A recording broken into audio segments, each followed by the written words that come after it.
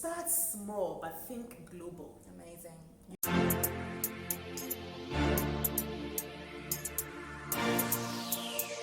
Smobby! Dream day got me on. Starzy. Oh, white family music. I'm going back to where I belong. You're the reason why I'm singing this song. Boy, I did you no wrong, but you broke my heart. Hi again, guys. I'm Yaba from Team Apple, and we are Ghana bound. So this is part 2 of my talk with Gloria today, and we talked previously about her move and transition into Ghana, and we really started talking about business. Yes. So this next part, this is the bit most of us are going to open our ears up to now, because you established a business in Ghana from the ground. From the scratch, literally. And From it's not just that. With no no one had business done knowledge, done that with before. no business. Yeah, it was literally a brand new industry. 2009, right? It did not, it wasn't, wedding planning wasn't an industry that existed. If there was anybody who was doing that at the time, I never came across them. But, I mean, there were people who did decor, but not wedding planning. And so even how much to charge for our services, we had no idea where to start from. Like, I literally had you couldn't even do market research because there was nothing to research, really. So it was built from the ground up. No capital, nothing. And it's not something that I would recommend to anybody. I mean, have a plan, you know? So right now, I teach event professionals who are looking to launch their own businesses. I say, have at least 6 months of your normal earnings, at least, as a backup, you know? For those trying first, maybe even the first year, you may not be profitable. And that's wisdom, and it's true. So be prepared. Yes. You know, it's a lot of hard work. We came back, the phone wasn't ringing. Okay, so what next? So literally, with my son on my back, my son didn't start school till he was over 2 years. My son strapped to my back, we taught ourselves how to start and run a business, literally. Wow. And one of the things that really helped as well with you know, sort of getting into the mindset was Joy FM. So Joy FM was doing a reality show called My Business 2010. So I was lucky enough to be part of that reality show. Okay. And so my mentor at the time was Amwabin, UT Bank. I don't think UT Bank is there anymore, but he was amazing. He was my mentor at the time, and of course we had access to all of the other mentors on the show. And then we would ask questions, they would talk about the business, we would ask questions about where to start from, the challenges that we had and things like that. But it also sort of gave me some credibility because people heard my name and saw me on this reality show. When I walked somewhere and they recognized me, it helped. It really did help. So Joy FM, I'm always so grateful to them for that platform because it was really, I would say, life-changing for me. Wow. And it also meant that because all of these people were looking to me like, wow, I like this lady and how she's starting her business, I literally could not let them down. Right. So there was no plan B. Because letting them down would mean letting myself down. So we had to make this thing work. Yeah. Fast forward, got our first wedding, our first corporate event through referral. And 5 years later, we had done about 150 plus weddings. Oh my goodness. Across the world. I say across the world because we had clients in Australia, clients in the UK mainly, clients from the US. I was walking down the street in Dubai and somebody recognized, she didn't even know what my name was. She was like, oh, the planet lady, the planet lady. And it was just like, seriously. Oh my goodness. I can't even begin to describe how I felt. It was such a goosebumps moment, you know? How did somebody recognize me down, you know, some unnamed streets in Dubai? Same thing happened in London, and that's when I knew I feel so humble, so blessed, so honored to be in this position because it could have easily gone left. It could have easily gone left. We were at a point where, you know, we had literally used up every single, I don't know, resource that we had. And I think just about that time, we got this corporate event. It was a launch of a shop, which really, really came in at the best time and helped. And then we got our first wedding, I didn't even know what to charge. So I was walking in just, well, how much am I going to charge these guys? Just like on the spot, like How much? And so I walk in and we have this conversation. We talk about, you know, the wedding, what they're looking for and things like that. And I don't remember if it was the bride or the groom. One of them asked, so how much do you charge? And I said, well, how much do you think we charge? And then, so they are in corporate. So they were like, Okay. well, usually event planners, you guys charge like 10%, right? It's like, that's it. yes, that is what we charge. Well, you got it right. That's really, and that's literally how I invoiced my first wedding. Literally, Amazing. just they said 10%. I think the whole wedding came to $20,000, and so my earning was $2,000, and that was it. That was it. And so, you know, from that, so we posted the images. We had professional shots. Stephen Edusa did an amazing job with that wedding. And even at that time, nobody was really posting professional photos of weddings, right? So even the people who were doing decor at that time, it was just, okay, they have a Facebook, but they're not really taking it seriously because Facebook, like the whole social media wasn't really a thing like that. So we posted this and our social media page, literally, it was Facebook at the time. It just like went the whole 9 years. People were asking, is this Ghana? Is this Ghana? Was this wedding in Ghana? We were like, Wow. yeah, it's just down the road at Gimpa. Wow. You know? And that's literally the lever that pushed us. Yeah. You know, so we started to get inquiries. 5 years later, 150 plus weddings for brides around the world. That is amazing. Around the world. So amazing. Did a wedding even in Benin at some point, you know, did an event in Nigeria. It was so like, it still is a surreal moment when I think about it, like when it hits me. Yeah. And so in 2005, again, we realized a need. So we realized that, wait, if people wanted to train to be event professionals here in Ghana, to be event planners, wedding planners, they would have to travel out to study. But how many people had the same opportunity that we had, you know, to go learn from, you know, to go to France or to go to the UK or to go to the US and go study? Not many. Not many. And so even though they were really passionate about this and wanted to do this, they would literally be, you know, I mean, even the stuff that you can find online is not really relatable. No. Because it's a whole different climate or landscape, Completely. you know? So we thought, why don't we launch an event planning training hub? And so that was in 2015. So we're like, why don't we launch this, like a training hub where I could share my experiences, I could share my skill, I could share my knowledge. And I remember so well, one of my friends, when she heard about my plan, she was like, this is so stupid. Hey. You do realize that when you train these people, they are going to come in and compete directly with you. But I said, you know what?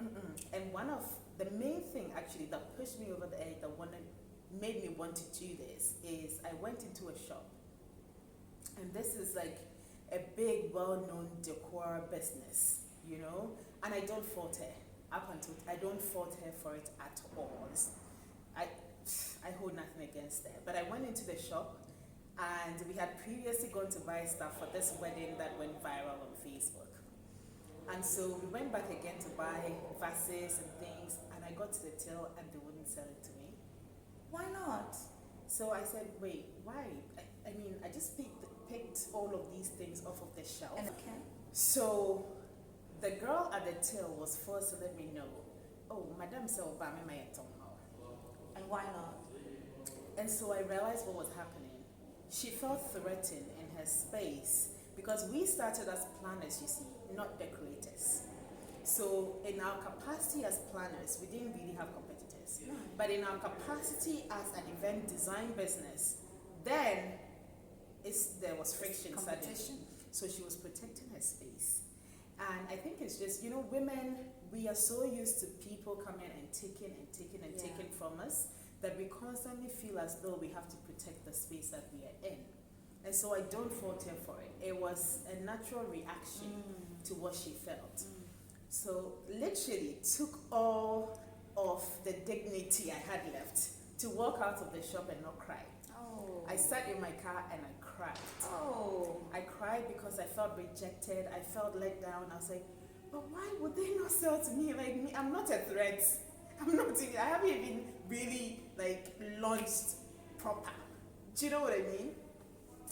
And so I thought, this is what I do not want to be. No. I'm not going to hold information or my resources to my chest if other people want access to it. That was literally the turning point for me. I was like, I'm starting this training hub. I'm going to teach people whether they want to compete with me or not. Wow. Because in the end, you will give, and the more you give, you will get. Yes. So, Amen. I mean, how many events do you do in a weekend, really? We only do one event in a weekend. When we take a booking, we don't do multiple bookings anyway. Okay. So, and there's so many people who need, there's a demand, We were already referring events, to friends and things like that. I was like, I'll teach anyway. Amazing. Whatever. And so we started teaching, and then now, I think that now, with the help of, obviously friends in the industry, our, suppliers, vendors, who also slowly became a part of this community, we've trained, I think, 400 plus entrepreneurs now. Oh my goodness. Yes. Literally. Amazing. We have people coming into our class from the UK, people coming into our class from Zimbabwe, from Gambia, Wow. from Togo. Yes, Africa. It's like from Nigeria. Are they traveling to do this? They are traveling center? to come and study with me. Like, I'm like, wow, this is such a blessing. Yes. Can you imagine that I traveled out to the UK to study and somebody is traveling out the UK to come to Ghana to learn from me? That can only be a blessing. It's a blessing. Seriously, I'm like, wow. And it's a blessing because you are bringing this to Ghana. That's and it. you are changing the narrative about what is possible and the standards we can have here in Ghana. When we first started, I mean, the vendors in the industry, it was sort of like through the grapevine I heard that Planet Ghana, they are so book long. What's that? Book long means like everything has to be word for word on paper, for us to actually sign it off. We would ask for contracts and the contracts would take days. Why? Because people weren't used to it. It would just be word of mouth agreement. Oh, you come shoot this wedding for me and I'll pay you 3K. And I was coming from a background where we don't do that. Right? Even if I'm best friends with you, we have to have a contract. Like This is everything interesting. has to be spelled out. Because a lot of us who come in here, let's talk about business specifically. There's the way that Ghana does it. Yes. And there's the way we're used to it in the UK, let's Yep. say. So you decided to say, no, the structure and the system is what you want to put in place. And how did you find that? Up until today, we get resistance. What's this long? We call it a vendor PO. We send to our vendors. So caterers, photographers, videographers, florists, whatever. We have this sheet that we send. You have to read through it and confirm before we can pay money to you. Why? Because the way we work is a client from, let's say, or a prospect, let's say, from, the US, sees our page online. So maybe they'll Google it, wedding planners in Ghana. They'll come across our website. They'll call us. We have a conversation. We get to understand, okay, I want this. This is how I want my wedding to look like. This is the kind of theme, blah, blah, blah. And then what happens next is that they hire us and pay us to ensure that that wedding is seamless. Right. Now, the problem here is, although in my contract I am not liable for third-party vendors, if anything goes wrong at that wedding, the wedding planner is the first to be blamed, the last to be thanked when things go right. Wow. Because nobody's going to pull a contract and say, the lighting isn't whatever. So if the lighting person, instead of, let's say, bringing me, I don't know, 5 globes or whatever, brings me one instead, and the lighting is poor, and my bride is unhappy, it's on me. If my photographer doesn't show up on time, it's on me. If my MC doesn't show up, it's on me. It all comes back to me. Listen, wedding planning is one of the top 5 most stressful jobs in the world, according to research. We are right next to army officials, firefighters. Hey. Literally. What? No kidding. Go Google it. One of the most stressful jobs in the world. The pressure and the stress. But when it all comes together and it all looks so beautiful, it's like, oh my God. And your bride is right there in front of you. They're like, Gloria, you are so amazing. Like, that makes it worth it. I want to do this again.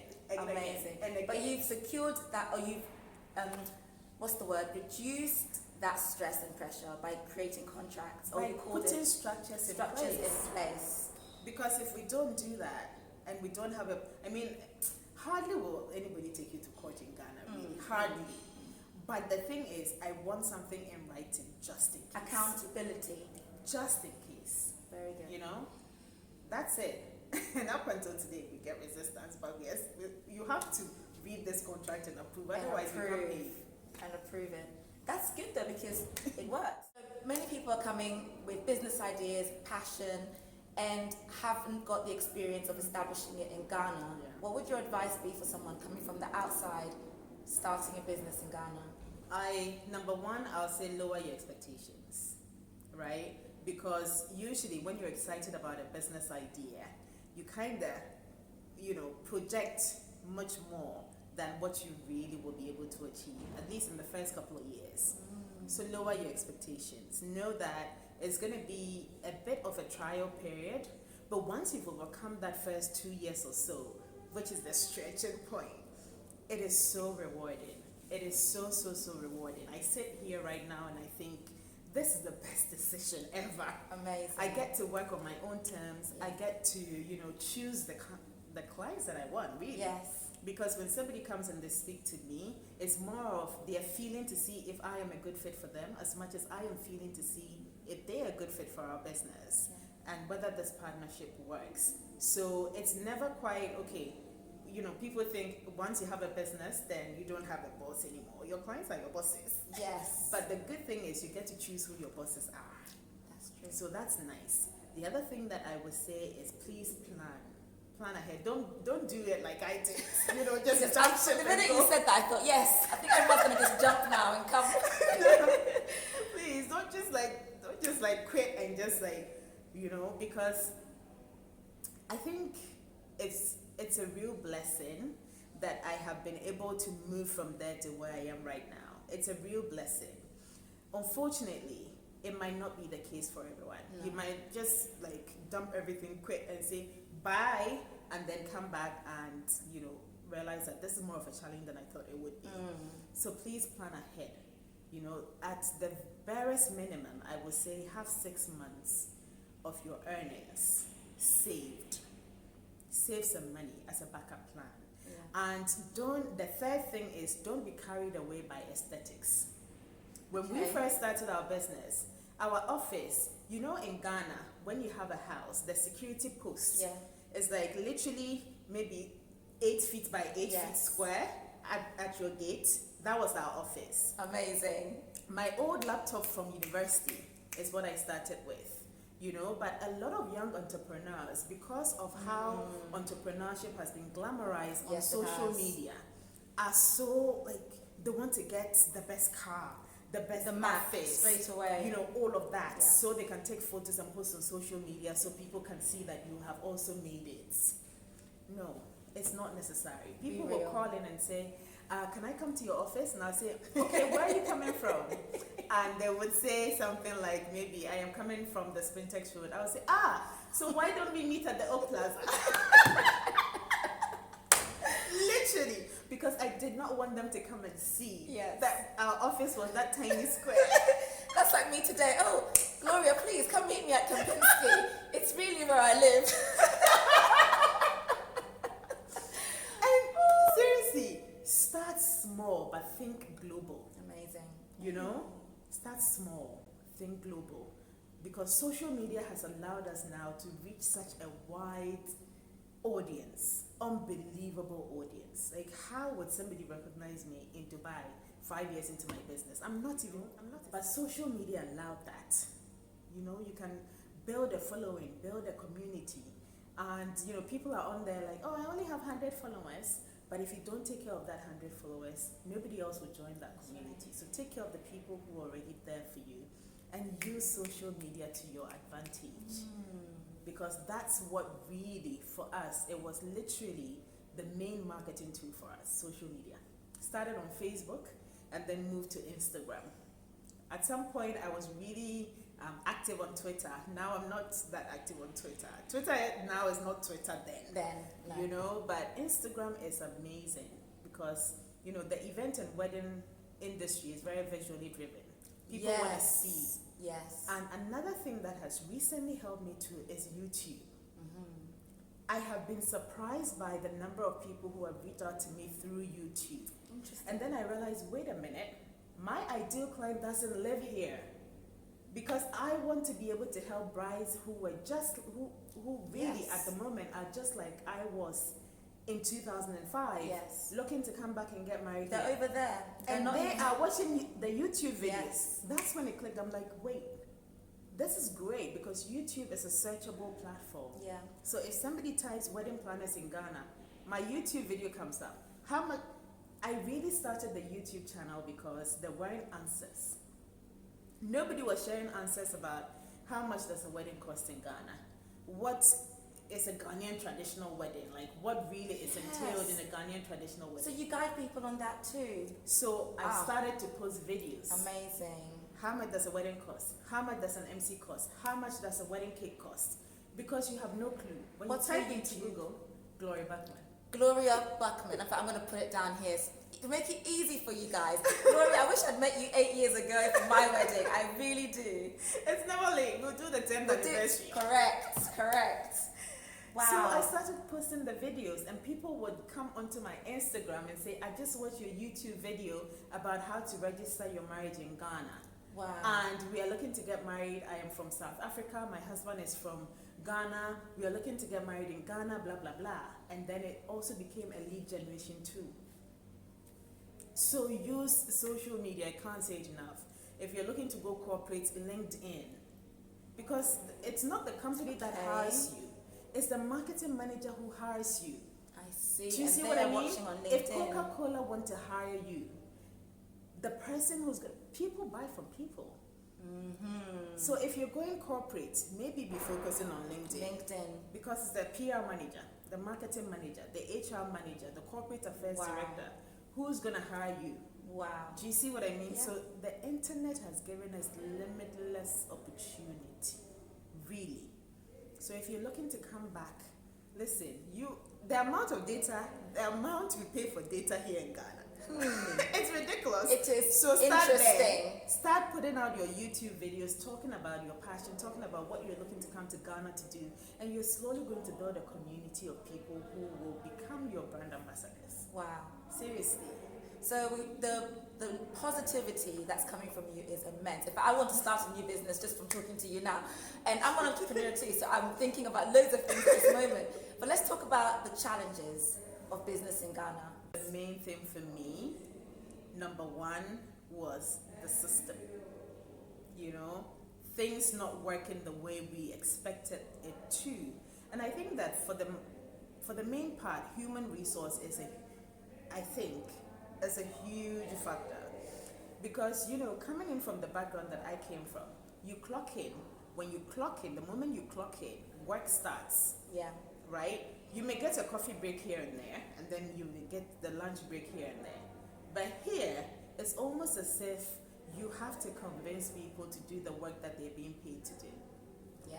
So human resource is one of the big challenges, you know, finding the right people to work with who also exude the same kind of energy, you know, that you want, and be able to treat your clients the way that you want. So for me, delegation was and still is one of the things that I really struggle with, because I feel as though if I walk away and somebody has to do the job, I might end up coming back to do the job again. That's That's very challenging.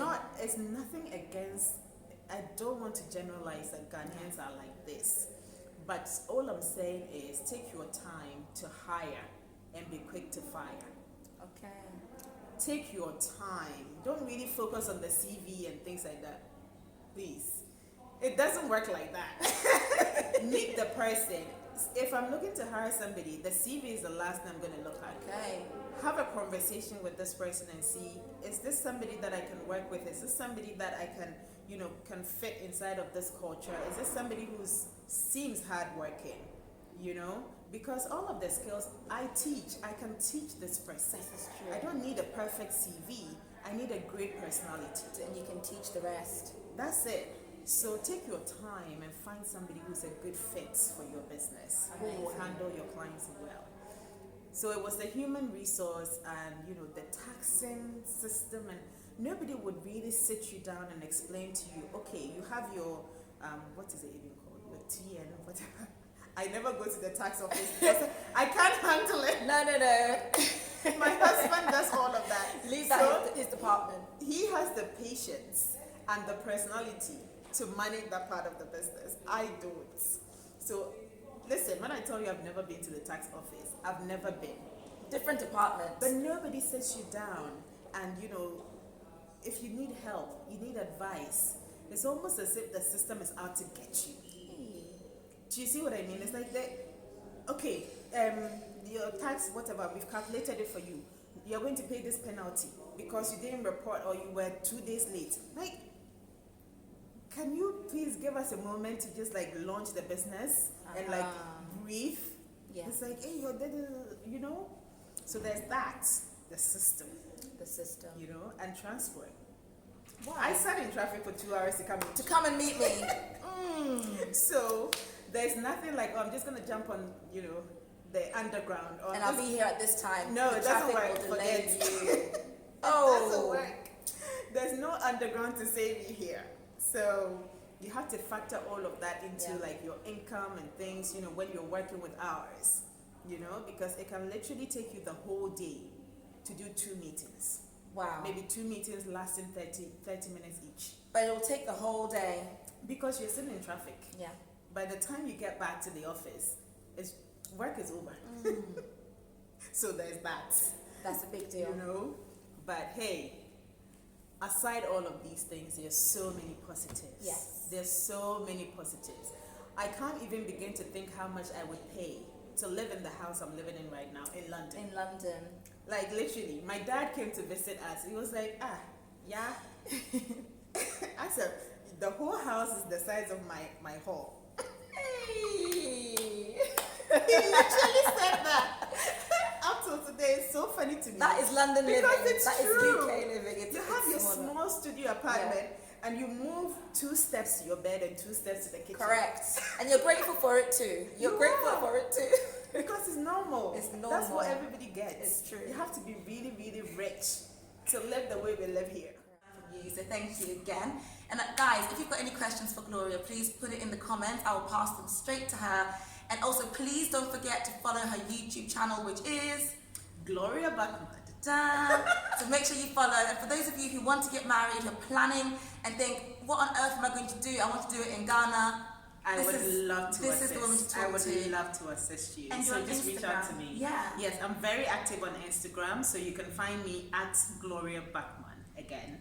So just DM me, really, and we can start a conversation. Amazing. So guys, don't forget to like, to comment, and to subscribe, and I'll see you in the next video. Bye.